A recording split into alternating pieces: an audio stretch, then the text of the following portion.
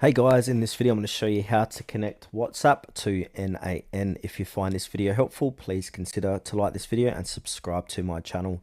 In saying that, let's just jump straight into the video. Alright, so there are some requirements for this. So we need an N8N instance, hosted or self-hosted, a WhatsApp business account via a provider, for example 360 Dialog, Twilio, etc. And also your API credentials for it. This can be API key, WhatsApp number, endpoint, etc. Okay, and then sign up with a WhatsApp API provider. So pick a provider like 360 Dialog, Twilio, Vonage, and then follow their onboarding steps to either get your WhatsApp business number, API key or token, or webhook URL, which you'll provide from N8N. Okay, once you got that out the way, we need to come back to N8N and sign in. And then from here, we want to go ahead and click on Create Workflow.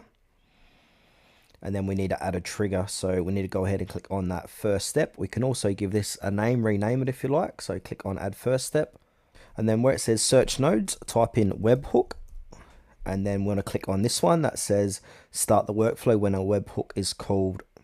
Now from here where it says HTTP method, where the drop down menu, go ahead and make sure that is set to post. And now where it says path, I'm going to go ahead and set this to WhatsApp incoming, and then go ahead and save this and copy the webhook URL here. So click to copy the webhook and then paste that URL into your WhatsApp provider's webhook settings. Then from there, simply test it out. So send a message to your WhatsApp number, check if N8N receives it via the webhook, trigger a reply using the HTTP node.